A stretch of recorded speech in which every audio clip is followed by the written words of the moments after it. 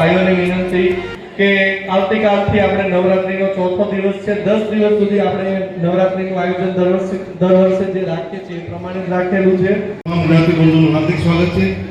આવતીકાલથી સમયસર બધા આવી જજો.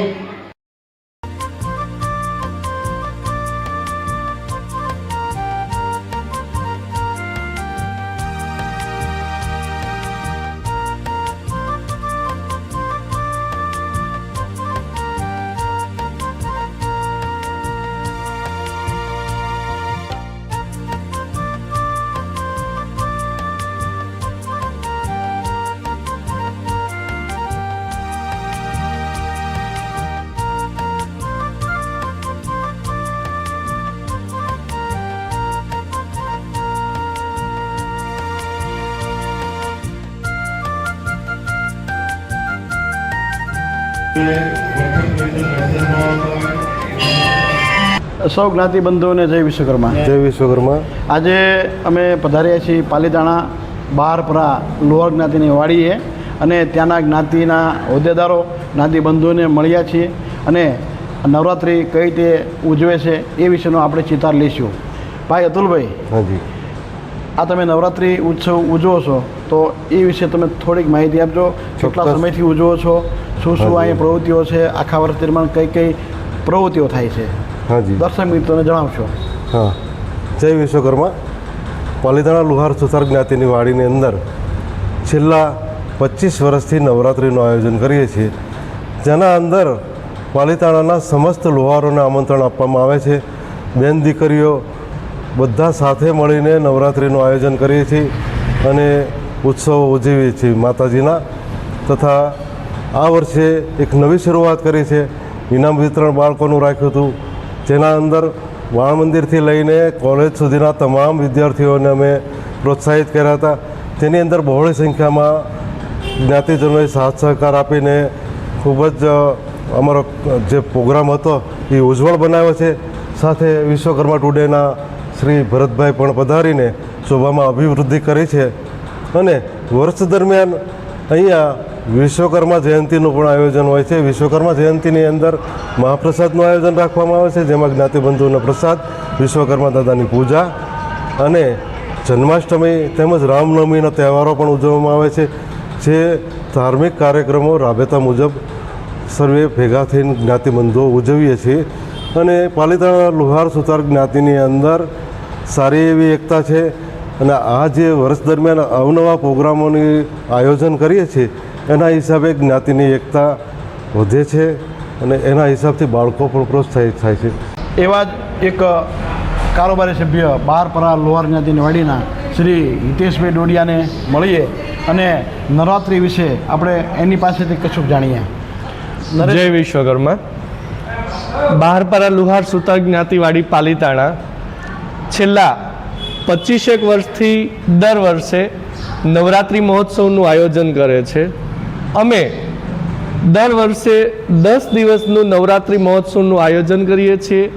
આ 10 દિવસ પાલીતાણાના સમસ્ત લુહાર સુથાર માટે અમે આયોજન કરીએ છીએ. બહેનો માટેનું આયોજન હોય છે. બહેનો માટેનું ખાસ આયોજન એટલા માટે કરીએ છીએ કે અત્યારના સમયની અંદર બહાર આપણી બેન દીકરીઓ સલામત નથી, તો આપણા તે સમાજની વાડીની અંદર આપણે આયોજન કરીએ તો આપણી જ્ઞાતિના બધા બહેનો છે અહીંયા આવીને રાસ રમે અને સુરક્ષિત રહે. ખાસ તો એટલા માટે ભાર દઈએ છીએ કે બધા જ તે પોતપોતાના સમાજની અંદર પોતાની સમાજમાં નવરાત્રિનું આયોજન કરે, જેથી કરીને આપણી બેન દીકરીઓ સુરક્ષિત રહે. પાલીતાણાની વાત કરીએ તો બંને તળાના બહેનો અમારે અહીંયા નવરાત્રિમાં ગરબા રમવા આવે છે. બધા જ માટે ફ્રી અમે નવરાત્રિનું આયોજન કર્યું છે. કોઈ પણ પાસ સિસ્ટમ નથી. રોજ અમે ઠંડા પાણીની વ્યવસ્થા, ચાની વ્યવસ્થા અને 10 દિવસ નાસ્તાની વ્યવસ્થા પણ અમે કરીએ છીએ. આ નવરાત્રિ દરમિયાન પાલીતાણાના બધા ભાઈઓ પોતપોતાની રીતે આર્થિક અનુદાન આપી અને રોજ નાસ્તાને સ્પોન્સરશિપ આપે છે, રોજ આરતી, રોજ પ્રસાદીની સ્પોન્સરશિપ આપે છે. તો આવી રીતના અમે સુંદર મજાનું રોજ ગરબા મહોત્સવ કરીએ છીએ અને નવરાત્રિનું આયોજન કરીએ છીએ. સરસ. એવા જ એક જ્ઞાતિબંધુ શ્રી અશોકભાઈ ડોડિયાને મળીએ. અશોકભાઈ, અત્યારે નવરાત્રિનું જે આયોજન થઈ રહ્યું છે એમાં તમારું શું કહેવું છે? મારું એવું કહેવાનું છે નવરાત્રિના આયોજનમાં કે આ લોકોએ તન મન ધનથી બહુ સેવા કરે છે અને બહેનો દીકરીઓને આપણે અહીંયા સરળ દાંડિયા રાસ લેવા મળે છે, જગ્યા સારી છે અને ખૂબ આયોજન સરસ છે, વ્યવસ્થા સારી છે, ચા પાણી નાસ્તા બધા ફ્રી ઓફ બધા આપે છે, હવની રીતે બધા અનુદાન આપે છે અને આ કામકાજ બહુ સરસ છે અને જ્ઞાતિને આ લાભ મળે. હવે આ વર્ષેથી એને એજ્યુકેશન વિદ્યાર્થીની અંદર જે કોઈ નંબર લાવ્યા હોય અથવા બધા તમામ લોકોને ઇનામ વિતરણ કર્યું છે. એ કમિટી મેમ્બરે પોતાના સ્વખર્ચે બધાને આપ્યું છે અને બહુ સરસ આયોજન છે. વર્ષો વર્ષ આવું આયોજન શરૂ રહે છે. બધા આવું આયોજન સારું થાય છે તો આયોજકો વિશે તમે શું કહેવા માગો છો? જે અહીંયા કાર્ય કરતા હોય, સેવાભાવી કાર્ય હોય, આયોજક હોય, અહીંની કમિટી હોય, તો આપ શું કહેવા માગો છો? આ કમિટી બહુ સેવાભાવી છે, તન મન ધનથી કામ કરે છે, નિસ્વાર્થ કામ કરે છે, પોતાનો અમૂલ્ય સમય આપે છે અને જ્ઞાતિ વિશે બહુ એકતા લાવવા માટે બહુ સરસ કામ કરે છે અને વિદ્યાર્થીઓને આગળ લાવવા માટે પ્રોત્સાહિત કરે છે અને અવારનવાર આવા વાર તહેવાર વિશ્વકર્મા જયંતિ, જન્માષ્ટમી, રામનવમી, નવરાત્રિ અને કોઈ પણ કામકાજ હોય, ધાર્મિક ઉત્સવ હોય એની અંદર બહુ સરસ ભાગ લઈને પોતાનો સમય આપીને કામ સરસ કરે છે. સરસ, ખૂબ સરસ. હિતેશભાઈ, આ બધું આયોજન આપ કરી રહ્યા છો તો એમાં કઈ રીતનું હોય છે? આ સાઉન્ડ સિસ્ટમ છે, આ બધું મંડપનું, આ બધું કઈ રીતે તમે કરો છો?